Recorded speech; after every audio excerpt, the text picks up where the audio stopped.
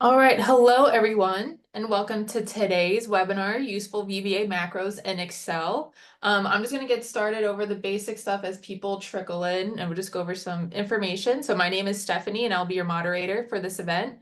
And I'd like to thank everyone for taking the time to join us today.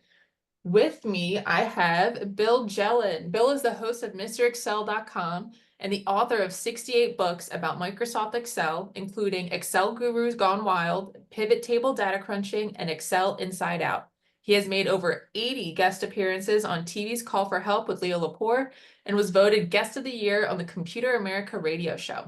He has produced over 2,500 episodes of his Excel video podcast, Learn Excel from Mr. Excel. And he was also a three-time commentator for the Excel World Championships broadcast on ESPN. Lately, he worries a lot about Excel advice that is given by the new artificial intelligence tools and wonders how his former Accounting 101 professor would react to the concept of a bot hallucinating accounting results that change from day to day. However, he is cautiously honing an Mr. Excel GPT bot with all the knowledge from hundreds of hours of his YouTube videos and books. And before founding Mr. Excel in 1998, Jelen spent 12 years as a financial analyst for the accounting, finance, marketing, and operations departments of a publicly held company. Busy, busy.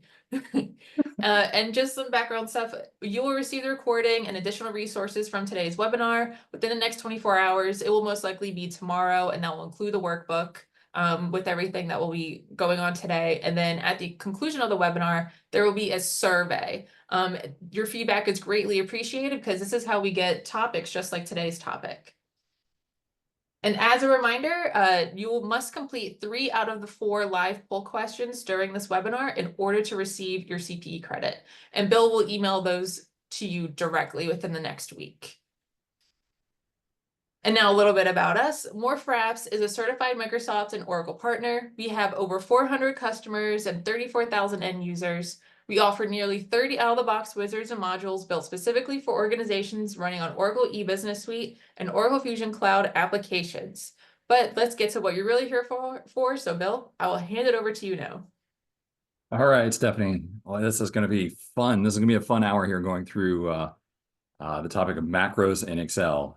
Stephanie mentioned that I used to spend 12 years as a financial analyst in a publicly held company, and that's really where I started writing macros a lot. And those were huge macros, things that would take you weeks to write. But I remember being able to just replicate what we had a vice president level job that I essentially, unfortunately, I wrote a macro to get that person out of a job because the macro is able to do everything that they were doing manually. It took a while for us to get to that point, but today we're just going to start. We're going to start, I think, with kind of the basics of macros, how to get started with macros. What I find most often today is I'm writing very, very small macros, just things that Excel doesn't do well. And rather than take the data to Word or some crazy thing like that, that might have the right command, I can just whip out a quick little macro to solve that. All right. Now, Microsoft has made this increasingly difficult to use macros. So there's a few settings that you have to change up front. A lot of these are things you just have to do once and you're good to go. Normally I would be like, oh yeah, this is crazy. But look, just a week ago, Microsoft was being blamed for all these airline shutdowns, right? Because of a security issue. So right now I'm not going to give them any hassles about their increased security. We're going to let that go. All right. So the plan today, we're going to get started off before we can use macros, these 4 things that, well, 3 of them you absolutely have to do. The 4th one, I think is pretty important. Then we're just going to create a macro to do something that Excel won't let you do, but VBA will let you do. We'll talk about the personal macro workbook. That's a great place to store all of your little macros. Once you have a macro, how to run it. And then 2 really important concepts. Looping through all the cells in a selection, which is a great way to very quickly have a macro that will do something to those cells, or looping through all the rows in your data and you don't know how many rows you're going to have every day. That's the big problem with the Excel macro recorder, is if you happen to have 25 rows today and you record a macro, that macro is going to work every time in the future that you happen to have exactly 25 rows. But if you have 22 rows or 200 rows, the thing's not going to work. The Excel macro recorder just has some bad settings and it's super hard to use. But with a couple of lines of code, you can write a macro that will loop through all of the rows that you have today, and it can be a different number of rows. Now, this book over here on the left, Microsoft Excel 2019 VBA Macros, I think it's like the 7th edition.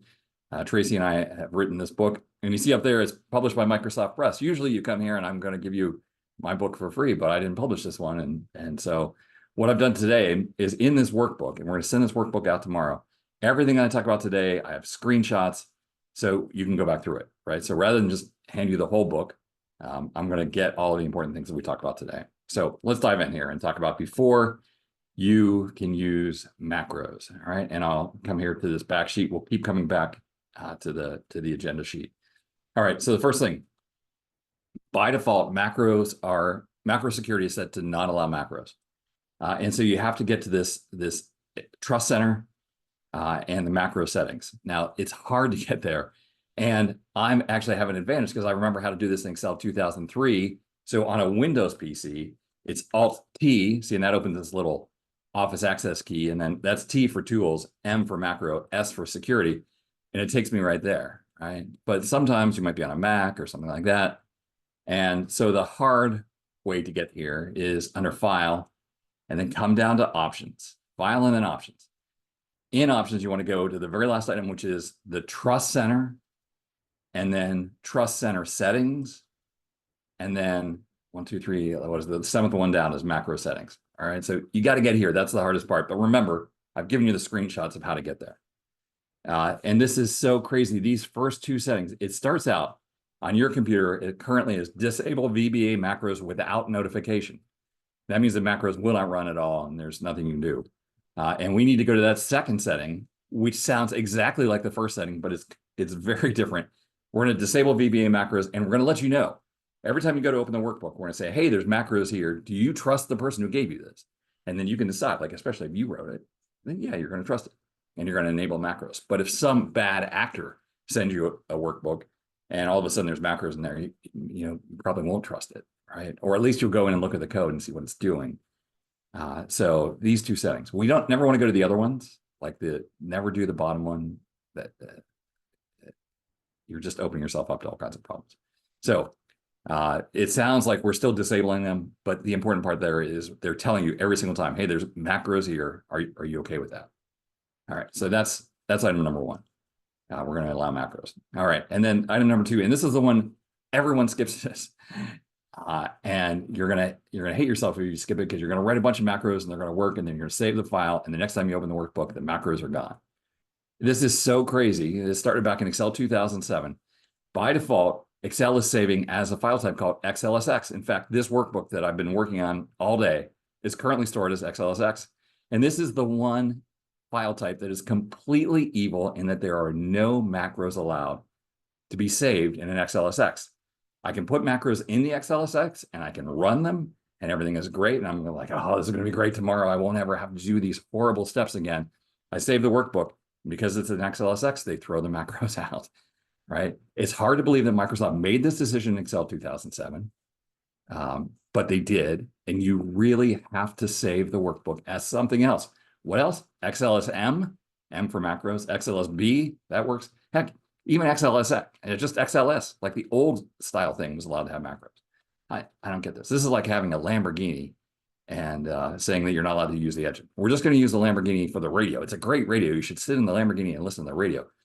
This XLSX thing that you can't, start the car up and do things is just insane. All right, so how do we change this? We go to File, Save As, File, Save As. And right here, the file type we're going to change from XLSX to XLSM. I know a lot of people out there use XLSB, and I get that. XLSB is a little bit faster, right? So whichever one you prefer from XLSM, but if you're already using XLSB, then you're good to go. Like it's not an issue at all. All right, so we enabled macro security. We went from XLSX to XLSM. And then what I'm going to recommend, out here on the View tab, we have this tiny little thing called Macros with 3 icons: View Macros, Record Macro, and whether we're going to use relative references or not. You can get by with that, but it's not the best, right? So there's a whole tab available in the ribbon. So just right click anywhere up here and say customize the ribbon. And then look over on the right-hand side for this item called developer, which is turned off by default. On your computer right now, developer is not there, or it's there, it's just not checked. You want to turn that on and click OK, right? And that gets you this awesome developer tab, which has the 3 icons that are on the view tab, but it also has other things like tools that jump you right to macro security without having to remember tool alt TMS. Or, this gets us into the Visual Basic editor. This gets you to the list of macros. The macro recorder is still there with use relative references and other things that we're probably never going to use, but just exposing this developer tab is a great thing. All right, so we have the screenshots of all of that. Okay, and then, I use macros all the time. So when I go into VBA, it's set up the way that I want things to be set up. But when you go into VBA the first time, it is just going to be this huge, big, ugly gray screen that is so intimidating because there's nothing there. So I'm going to click on Visual Basic. And there's that big, ugly, gray screen. If you do this, this is great. You're going into macros for the first time. There's 3 things that I want to turn on. I want to go to View and Project Explorer. So Control R, but you don't have to remember that. Just go to the View tab in Project Explorer. This is great. These are all of the workbooks that are open. So I have Solver open, the Solver add-in. See, it's an XLAM, and I have this workbook open. You can expand these, and I can see all the different sheets that are here. And I can see that this particular workbook does not have any modules yet. We're going to be adding modules eventually, but you'll see a second folder with the macro modules. The other thing I love to show is under View, the properties window, which kind of, now this left-hand panel, and by the way, you can resize these as you need to. The left-hand panel is kind of split 50-50 between the project and properties. This just allows you to see, all kinds of different properties for various items that we might use. And so we won't be using that as much today, but I love to have that there and available. All right. So the first time you open the Visual Basic Editor, we're going to do View Properties, View Project Explorer. And then when we're ready to insert a macro in this workbook, we're going to right click on the workbook name and go to Insert Module. So we're just going to, this is the workbook name, right click here, insert a module. And now over on the right hand side, this is the big code window where we're actually going to write our code. All right, so I have a few different macros that I want to show you today that hopefully are kind of useful, kind of fun little macros. But what we've done up until this point enables you to now go to YouTube and find anyone who's writing videos about how to do something with a macro. Like if you've gone through these steps, you're ready. The security's changed, you know how to save us XLSM, and you have the basic tools that you need in the VBA editor. All right. My first example today is something, there's a few features in Excel that never made it to Excel. The only way you can do it is in VBA. There's some conditional formatting tricks that can only happen in VBA. And there's also something here where we can hide and unhide sheets. So I know you all know this, that you can select a sheet and right click and say hide, or you can even select a couple of sheets. So this sheet, right click and say hide. But the problem is, that's not really hiding it because anyone can come along here and right click and unhide and choose which sheets to unhide. So now we can unhide one or more sheets and, I get all those back, right? So it's not a really effective way to hide anything.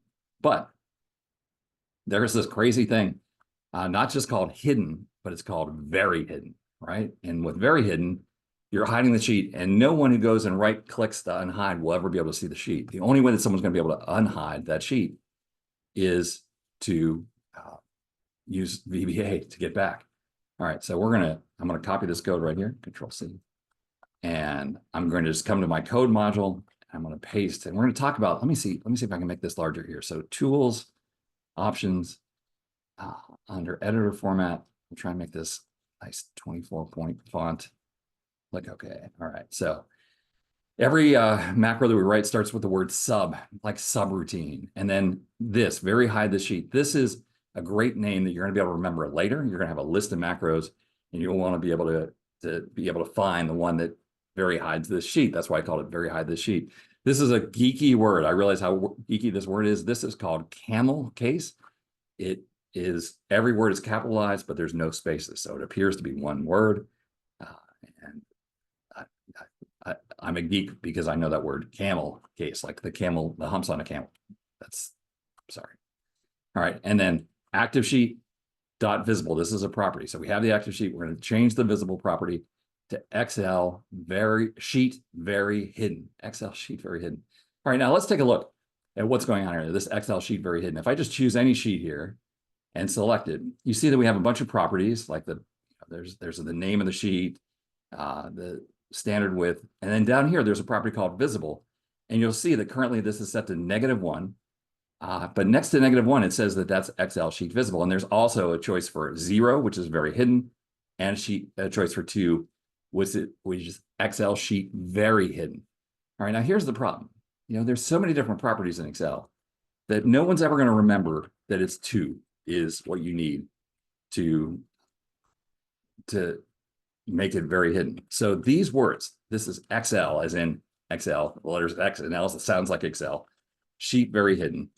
And actually, I always type this in lowercase, right? So it's easier to remember for me, Excel sheet very hidden. And then when you go to a new line, if you typed it right, it'll capitalize, right? Let me just show you an example here. What if I just called it Excel very hidden like that and go to a new line? Oh, see, that's funny. There's some other thing that is very hidden. I don't even know what that means.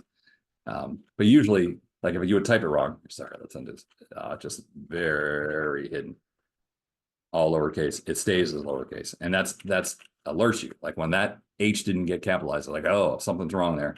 I need to go into Excel help maybe and figure out, or into Excel VBA help and figure out what that should be. All right, so check this out. Very hide the sheet is a way to change the sheet so that way no one will be able to see it. Let's do here. We're going to set up the VBA editor. I'm going to very hide that sheet. So one question is, how do we run a macro? It's either Alt F8 or Option F8 on a Mac. And we're going to come here to macros that does the same thing. And we have a macro called very hide this sheet.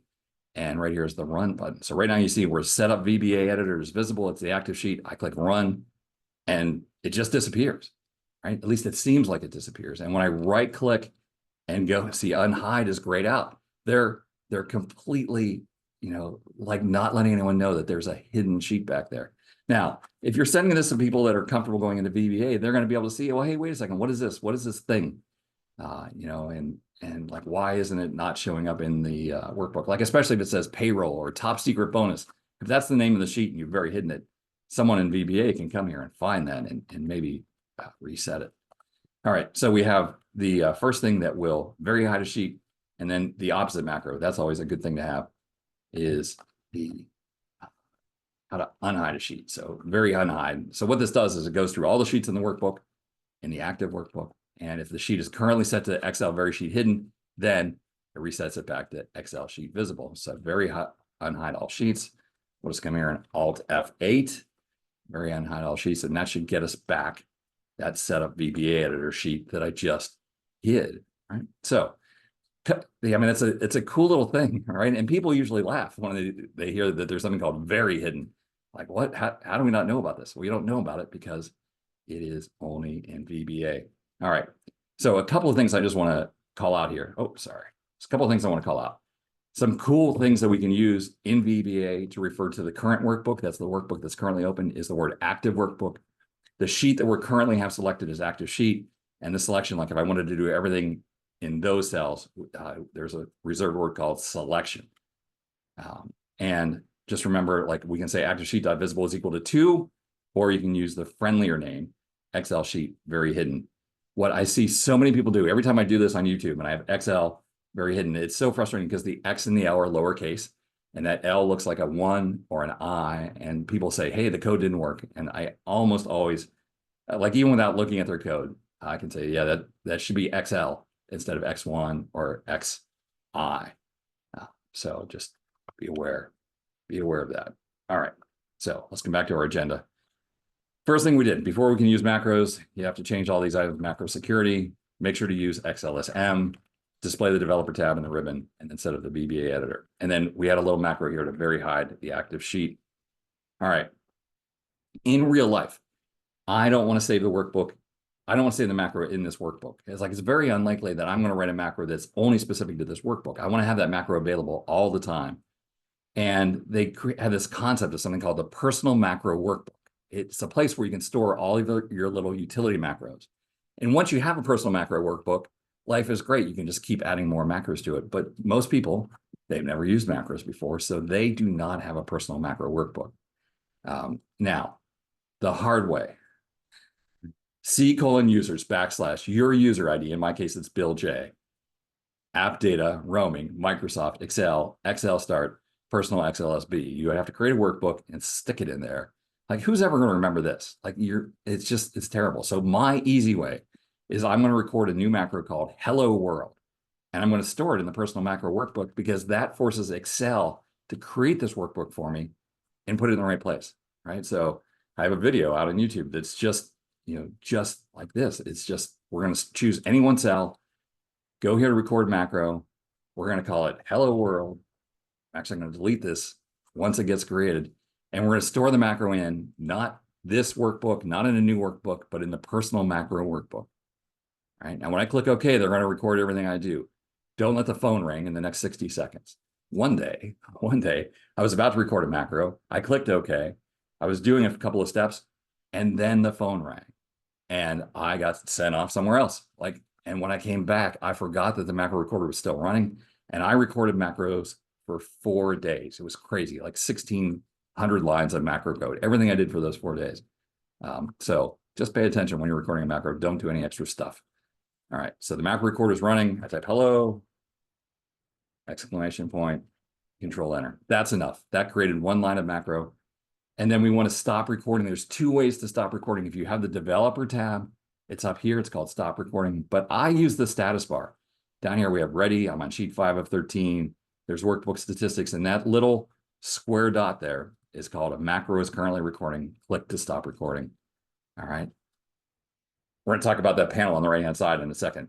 I just want to welcome you to the club now. Like, once you've recorded your first macro, then you now have this icon down here that's called record macro. And all you have to do is click that and it'll bring up the, hey, you want to record a macro. So once you've recorded your first macro, that shows up down there and you're now in the club. I don't want to say like every time that you should go to your coworkers and they're in Excel, you shouldn't look down here in this icon, to see whether the icon is there or not. And you can decide whether they're macro fluent. It's up to you, but whatever. Okay, this over here. VBA has been used by Microsoft for 30 years. The sad fact is that if the whole world switches to Excel Online, VBA does not work in Excel Online. And so they have a new language called Office Script. And so right now, to try and get people used to Office Script, every time that you record a macro in VBA, they record the same macro in Office Script. For right now, I'm going to just discard the scripts. We're here to talk about VBA macros, not Excel Online. And for me, I'm going to be using this Windows version of Excel for another 10 years. That's probably when Excel Online will get to the point where it'll be good enough that I'll switch over. So right now, we just get that annoying message. It's going to be a great message when we're ready to learn about VBA's or Office Script, but right now we're not.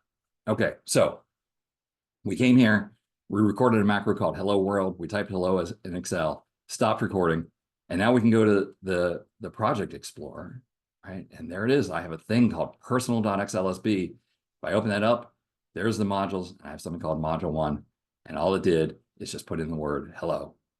That's great. The important thing is getting the personal macro workbook here. At the very top, there's an icon. I'm going to click the third icon that's called save. I have to tell you, I'm getting old, right? And what happens to me is I will record a macro at 9 a.m. and then the whole day goes through, right? And at 5 till 5, I'm trying to get out of the office and I go to close Excel and it pops up this question, which seems very random. Hey, you want to save these changes as your personal macro workbook? And by 5 o'clock, I forget the fact that 22 projects ago, I was recording a macro, right? And I am so just conditioned to say, no, I don't want to, no. Like, I don't remember that I recorded a macro a long time ago. So every time I make changes to the personal macro workbook, I come in here, I click save. That way it won't ask me at the end of the day when I'm not ready for that question. Right? So just be aware of that. All right. So personal macro workbook. Again, that's some pre-work.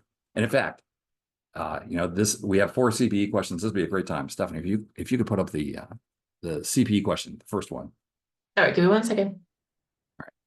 All right, here we go. Okay, the poll question number 1. What is the name of your personal macro workbook? Is it A, mymacros.xlsx? B, PMW stands for personal macro workbook.xlsm. Is it personal.xlsb or the macro vault.xlsm? It's one of those.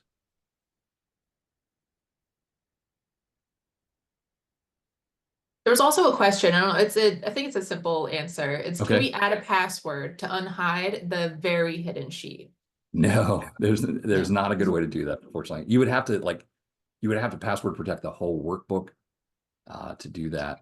And you know, I don't want to give away these secrets, but unfortunately, there's people around the world who for $39 will sell you a utility that's going to break that password. So, you know, I'm not telling you that that exists, but just be aware it exists, and it's not that good of security, in my opinion. Like if it's All right, yep, go ahead. Go ahead. I was say last call for the poll question. Perfect. Neil, you can just select one of the options in the poll. You should be able to click one.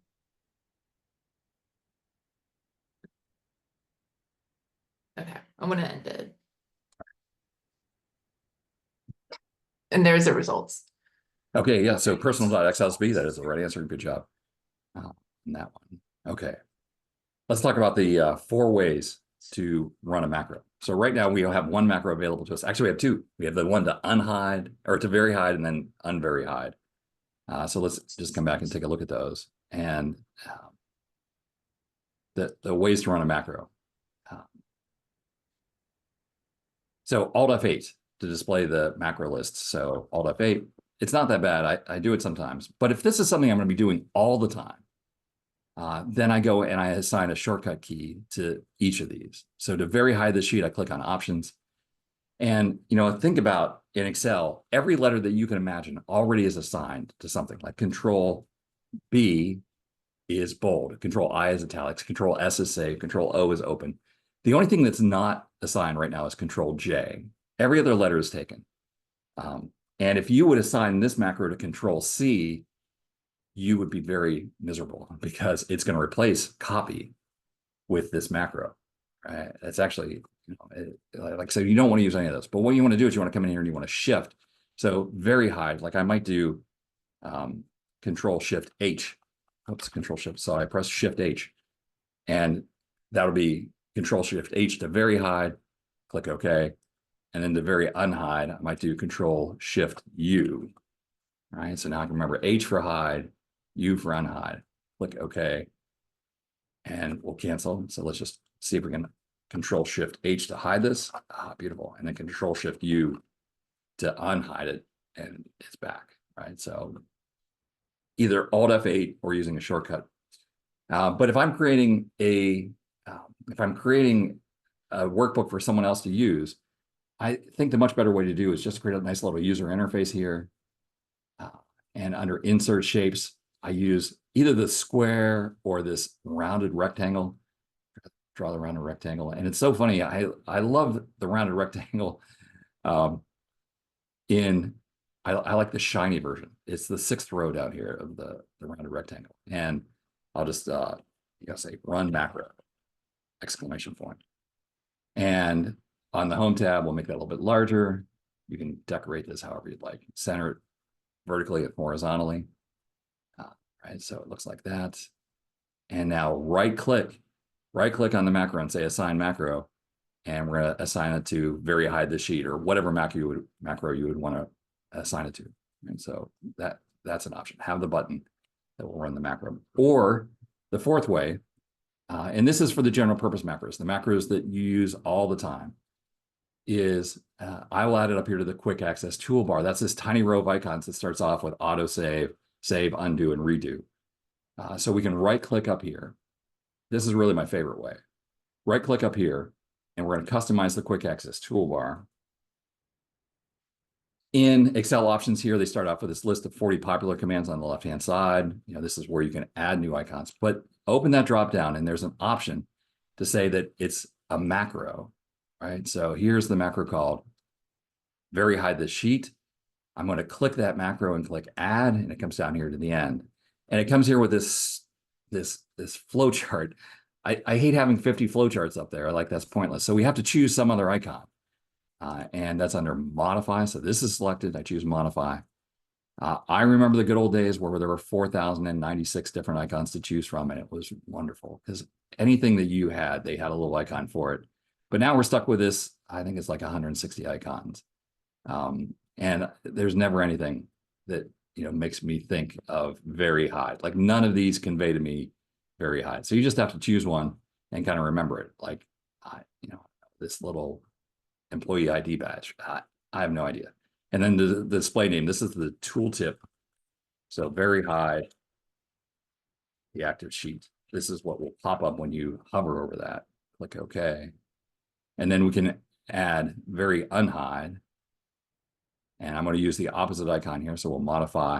And remember, there's 160 of these to choose from. And I'll choose the other one, and this will be unhide. Or very unhide. That's a weird word. All right, very unhide. Click OK. Click OK. All right, so now we should be able to hide this with this icon. Yep, and then very unhide. It comes back. All right, so that's assigning macro buttons to the personal or to the quick access toolbar. That's my favorite way to do it. Although the buttons are cool as well. All right, Stephanie, poll question number 2. All right. All right, there you go. After adding a macro to the ribbon, like we just did, how many icons can you choose from? Is it A, 10, B, 50, C, 180? I lied when I said 160, or D, 4,096. I used to love the 4,096 days. Excel team took it back to 160, and you kind of give them some slack, like, oh, they're gonna bring us back to the 4,096, but they never did. We're stuck with those miserable some number between 100 and 200. I don't want to give it away, but. All right, last call to answer.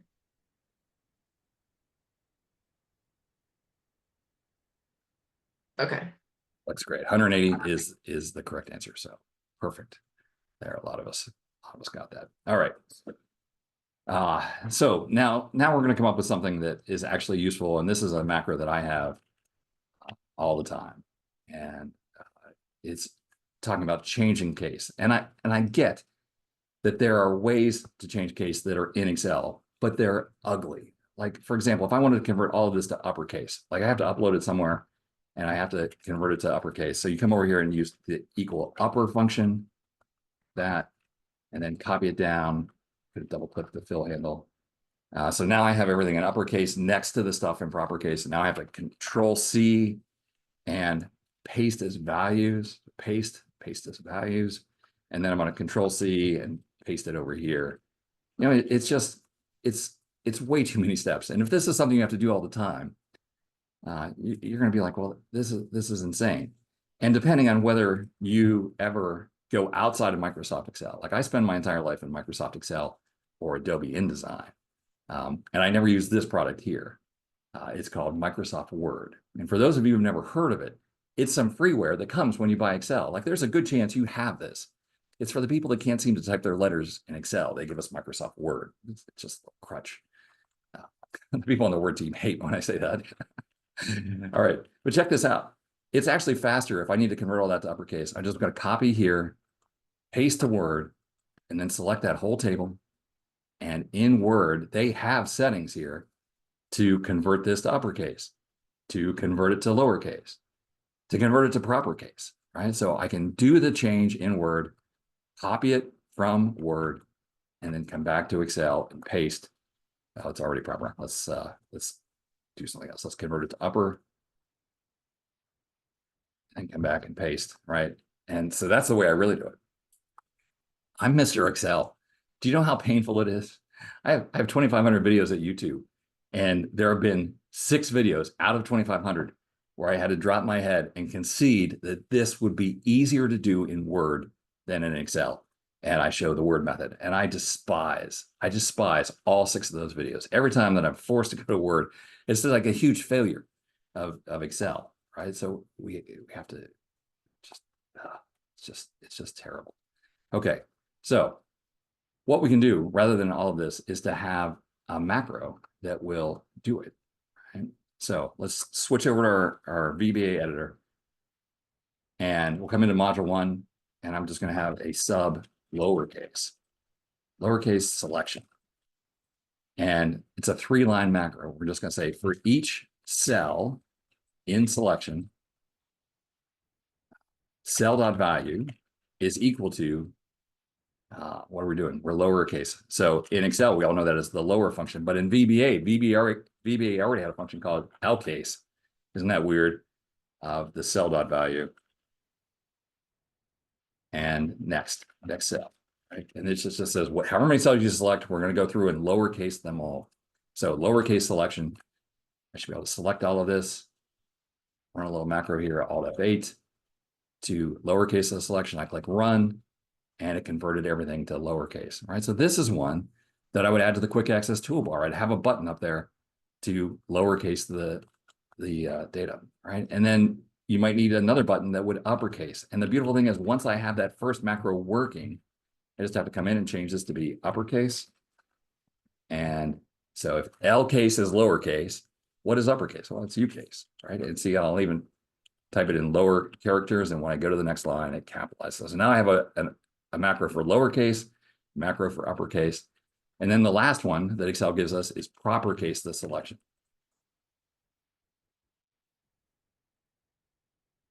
I'm a big fan of VBA, and I'm not really making fun of them here, but there is no P case, right? It would be perfect if we had a P case, but see, when I go to the next line, it doesn't capitalize that. It doesn't know what I'm talking about.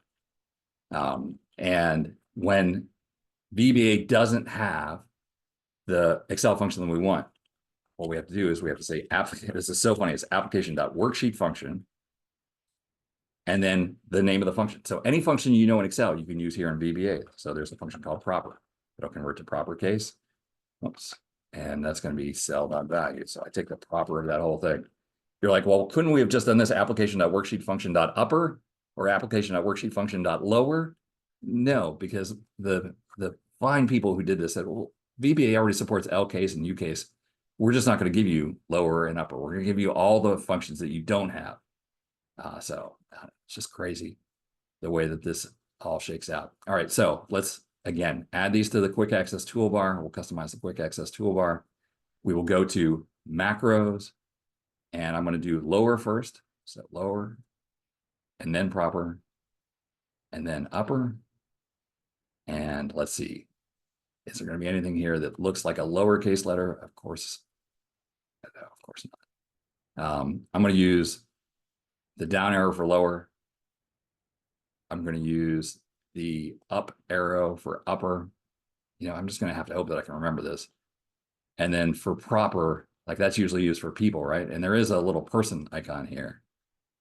All right, so those 3 icons there. Now I should be able to take this text, select the text, and we can use uppercase, convert it all to uppercase, or convert it to proper case, or convert it to lowercase, right? So if that's something you have to do a lot, if this is just a beautiful, beautiful thing. All right. Stephanie, that brings us to CPE question number 3. Sounds good. There it is. All right. Which of these is not a case supported by VBA? Is it U case for upper, C case for camel case, application.worksheet function.proper for proper case, or L case for lower? Which one of those is not available in VBA?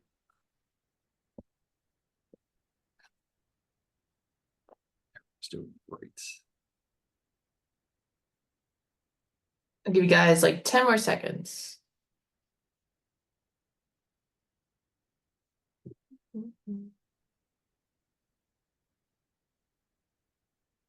All right, last call.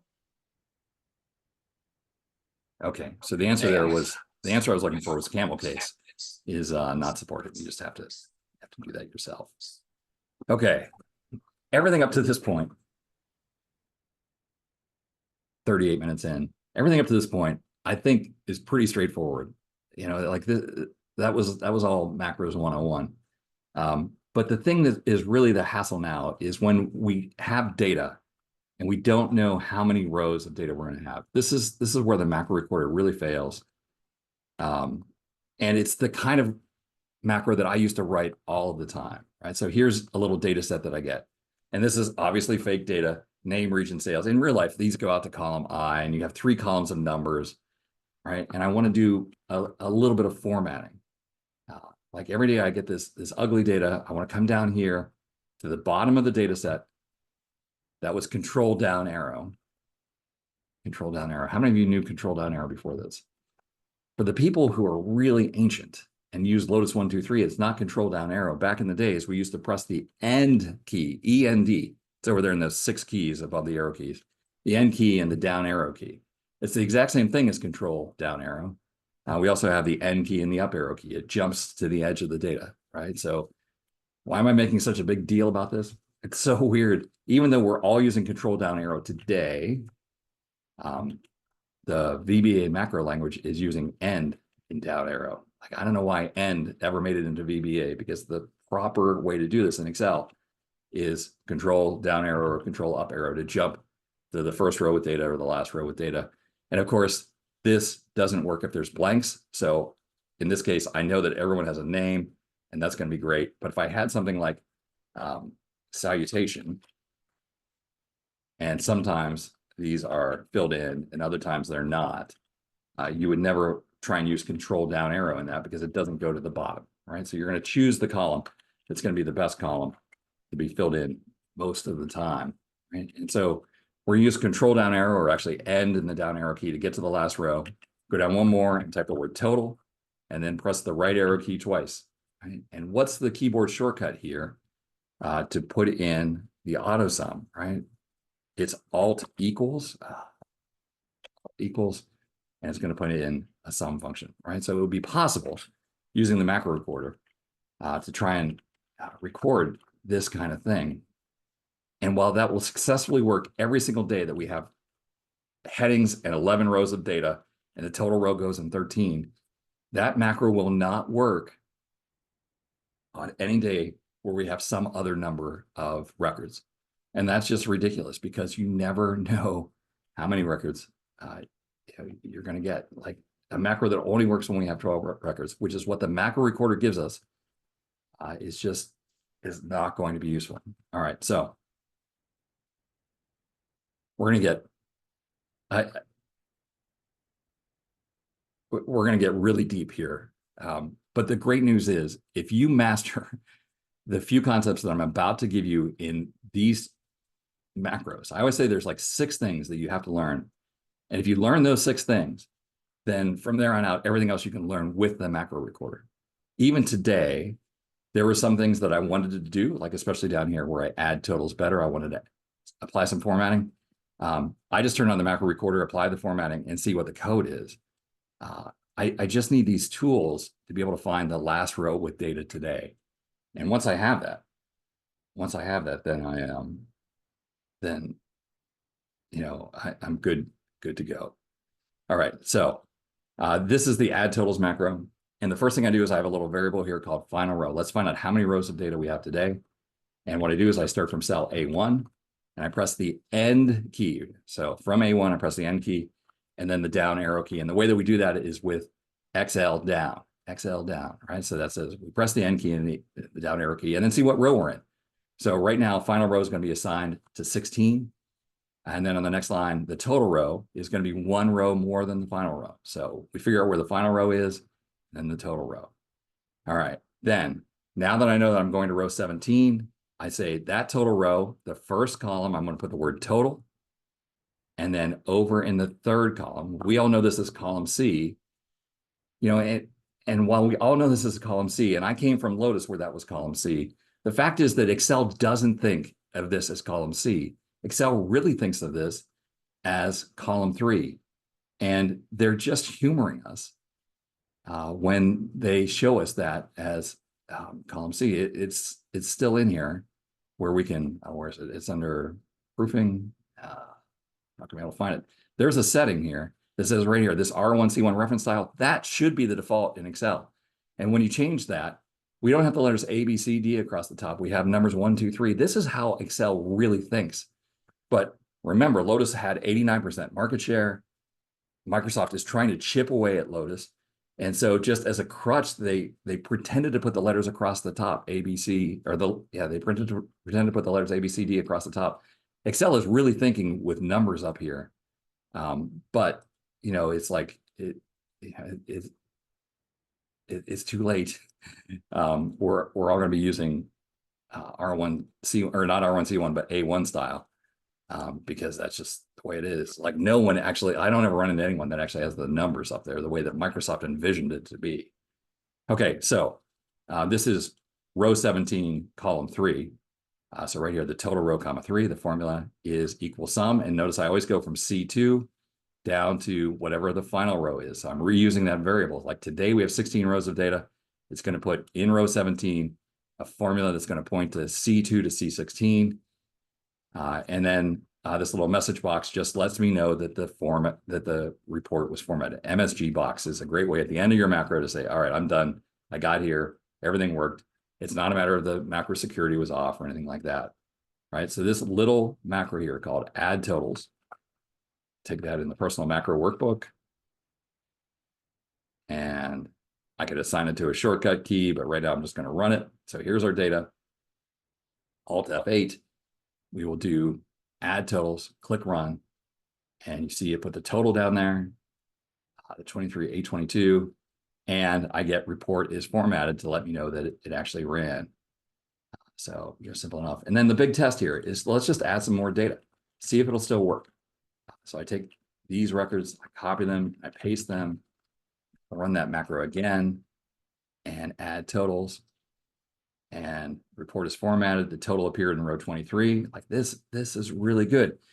By not relying on the macro recorder and learning how to use final row as equal to starting in A1, pressing the N key and the down arrow key, this enables you to all of a sudden deal with different amounts of rows of data, which is super powerful.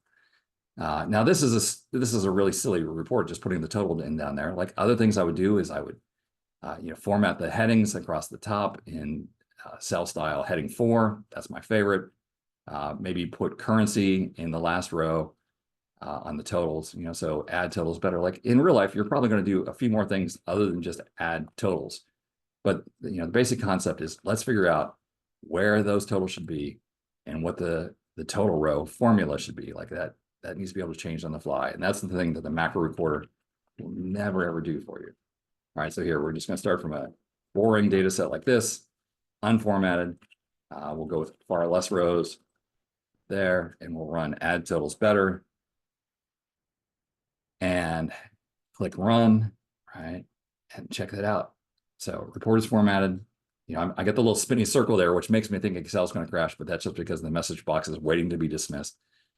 So I got my currency down there in the total row, which is really how we're supposed to be doing it. If you go back to Accounting 101, the headings across the top, I probably would even take the time to justify that thing. And so you're just going to make little tweaks to your macros. And now every time you get the CSV file sucked into Excel, you can run this add totals better and you'll be good to go.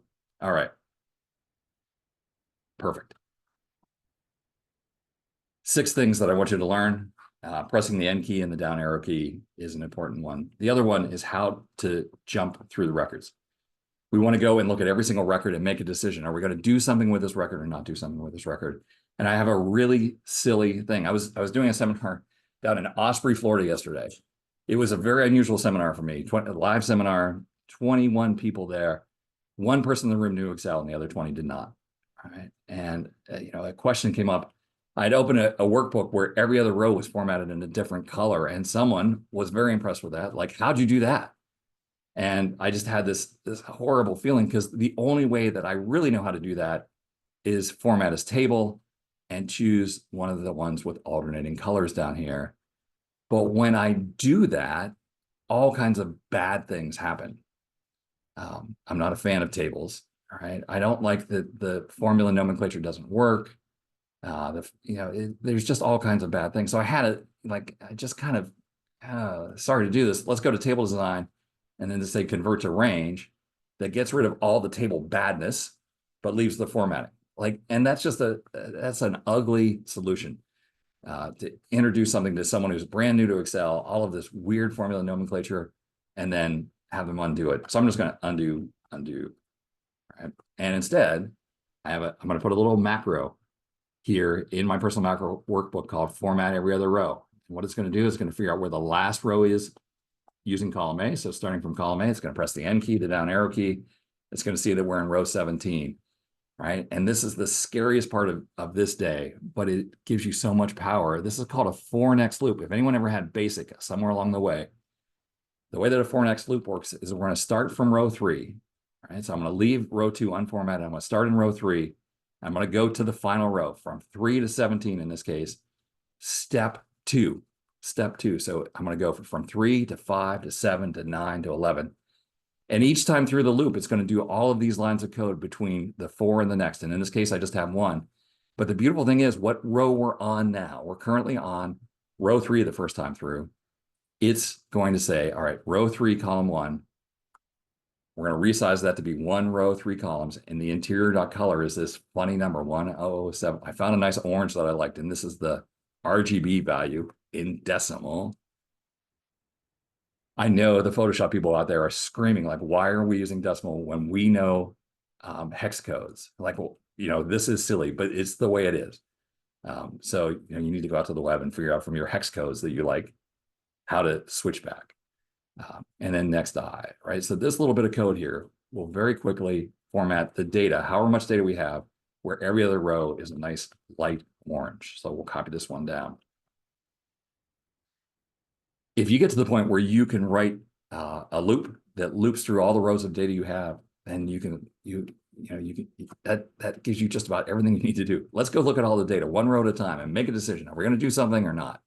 In this case, I just there was no test even. I'm just every other row. I'm going to run this, and let's see if this will work. This is dangerous to try this without a tightrope.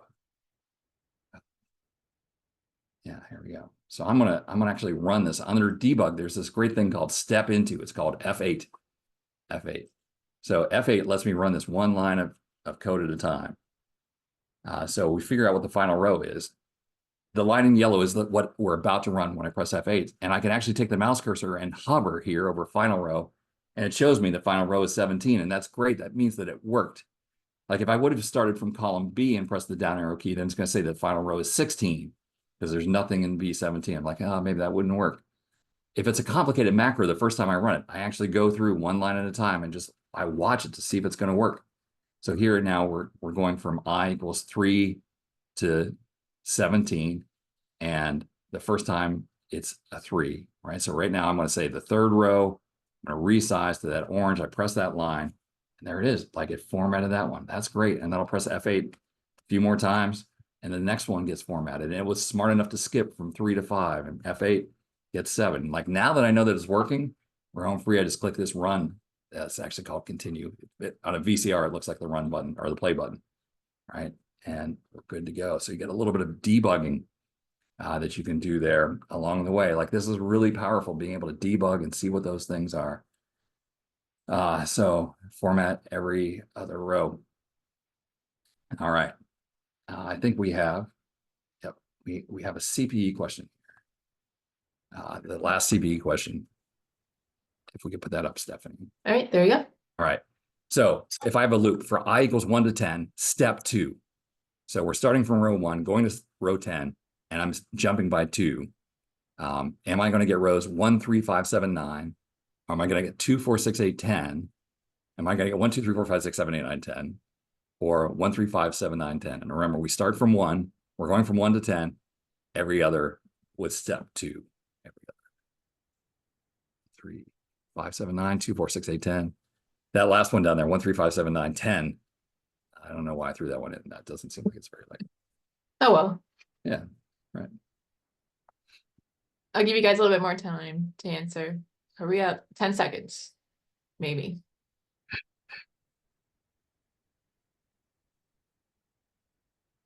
All right, last call. There's a few of you. All right. Okay. All right. Awesome. Okay, so it's 1, 3, 5, 7, 9 because we're starting for I equals 1 to 10. And so it's going to go 1, 3, 5, 7, 9. It's never going to get to 10.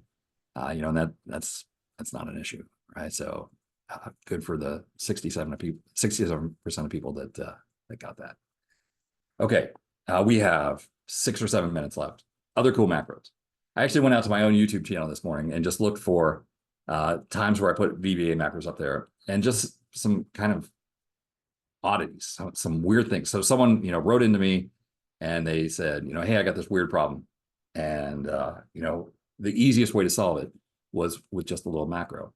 Here I have a huge data set, 2,612, 2,611 rows plus the heading. And when we look at the print preview, I'm getting some number of items here. I think it's 38 or something like that. And if it's just too much data, I want to make sure that I have a page break every 30 rows. So what I did is I came here to row 31 and I turned on the macro recorder on the developer tab. I turned on the macro recorder and went through the process of insert page break and then looked at the code that I got. And I learned that that is H page breaks, horizontal page breaks dot add before the current cell is how that it worked. And so I was able to run a macro that starts in row 36, goes to the final row, step 35. So it's going to put a page break every 35 rows. I had a friend who had a boss that would do this manually. He would manually add the 35. Like, we don't have to do that. Just this quick little macro here. It's 1, 2, 3, 4 lines of code. We'll add those page breaks in. Right, that was it. That's all it took. And now if we do the Control P, I now have 149 rows, or 149 pages instead of 80 pages. Yeah, that was the wrong number. But it did it. It just did it not the way that I should have done it. All right, so tiny little macro there. Page break every 35. Here's another one. This was actually a client that I had right in my own hometown in Ohio. And I went down and they were big fans of bolding things. Like they would go through and they would bold the items. And they called me up and said, hey, we need to total just the bold items. Yeah, there is no function to sum the bold items. So this little bit of code here, now this one doesn't start with sum, this starts with the word function. And we're going to pass it a range. And so we pass it a range and it's going to go through and look at each of the bold cells and sum just the bold. So let me take this. I want to copy that and come back here. I have another version on YouTube that sums the red cells, right? So sum bold and sum red, right? And I've just added a brand new function now to Excel called sum bold.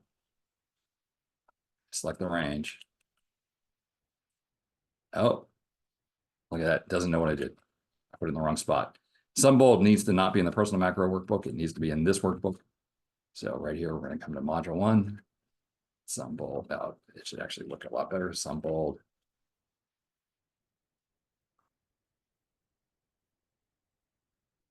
$7,500. So that's 2,000 plus 1,000 plus 1,500 plus 3,000.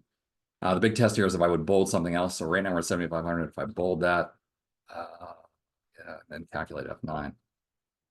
Little weird. We have to press F9 to calculate, but it did successfully go through the bolds. And then this next one, I don't want to talk too much. This was a crazy question that came in. I get people sending me Excel questions, and sometimes I'm just blown away by how insane they are. The person sent me a question. They said, look, in column E, I need to sort by the length of the text in column B, which is not a thing. Like the thing with more letters should sort to the beginning or the end. And even to the extent of W's are wider than I's. So if I have 5 W's and 5 I's, the W's need to sort as longer. And this is like, why would anyone ever need to do this? But thanks to VBA, it's not that much VBA. I have the ability to sort this data from smallest text to longest text. I realize this is completely ridiculous, but I can now do this using VBA. So something that you just say, oh, there's no way that we could ever do that in Excel or Sheets or nothing. Nothing would ever give us this ridiculous ability. Well, no, we now have this ridiculous ability. Or, this was another great question. The questions that come in are some of the most interesting questions I've ever seen. Is it possible here to recommend a bonus based on whether they met their quota or not? But we don't want to fill the bonus in. We want to give the decision maker the decision to have the bonus. So this one is actually a bit of code that when you enter the cell, it goes and does the calculation and then shows it as a custom tooltip, right? So you get into the cell and the tooltip appears. That's all being done on the fly, thanks to this VBA, right? And, just like, I never would have thought of that, but now that I see it, it's like, I've had some managers who would really benefit from, me doing the math, but letting them type it in, and they can decide whether that person gets a $250 bonus or qualifies for a bigger bonus or no bonus, right? Whatever they want to do, so they can override the formula. So just all kinds of great things we can do with VBA. All right, so that's a crazy introduction. I'm going to send out this workbook that has all of these screenshots. If you're going to try this, feel free to come back to this workbook and make sure that you do all these things before you can use macros, so that way you're good to go. And then there's a good chance that you can do some cool things. And by the way, at MrExcel, MrExcel.com, we answer 10,000 questions a month, and about 30% of those are VBA questions. If you go to the MrExcel message board and to that community and you say the words, "I'm trying to learn VBA," they will embrace you, and they'll be like, "Oh, we're getting another one in the club," right? And they will be so happy to, here's the code that I've written. Tell me why it's not doing it. And they'll walk you right through it, just because, we're geeks and we love to have other people joining us. So a plug there, that's all free to register. I've met so many people who have learned VBA just by posting their code to the board, and our community will walk you through it. So great resource there. All right, Stephanie, I want to thank More for Apps for sponsoring us today and giving me the chance to talk about something like a really deep dive that people usually don't get to see. Usually we're doing pivot tables or those kinds of things. So it's nice to be able to come in here a little bit deeper than usual and kind of get you up to speed a little bit, hopefully. Yeah, this was requested by a lot of people. So that's why we had the survey after this. Like, honestly, put down any ideas, anything that you want to see, because we do listen to them. And this is what we got today. But like I said, yeah, the recording will be out tomorrow, as well as this workbook. So be on the lookout for that. CPE credits will be sent from Bill within the next week. And if you have any other questions, I know we do have one question. It's just, can you show how to resize columns? I don't know if you have time for To that. resize the column, yeah. And I guess the question is, do we want to make it fit or not? Okay, so let me just come here to like this data right here. To resize this column, it's currently not wide enough. So I'm going to switch over to Alt F11, and that's column B. So I'm just going to say resize, sub resize column B. And I'll say columns dot two dot width column width equals 50. See how that works. So we'll just run that and we'll see how it works back there. Dot two dot. Okay. Yeah, you got me. So let's try it. We're just going to come here and we're going to see how this works. So I'm going to turn on the macro recorder. I'm going to call it how to resize. Click OK. And what I'm actually going to do is use format column auto fit. So home, format, auto fit column width. I do that one command and then stop recording down here. Or stop recording. And then go look at that code. And that was how to resize, edit that. Hang on.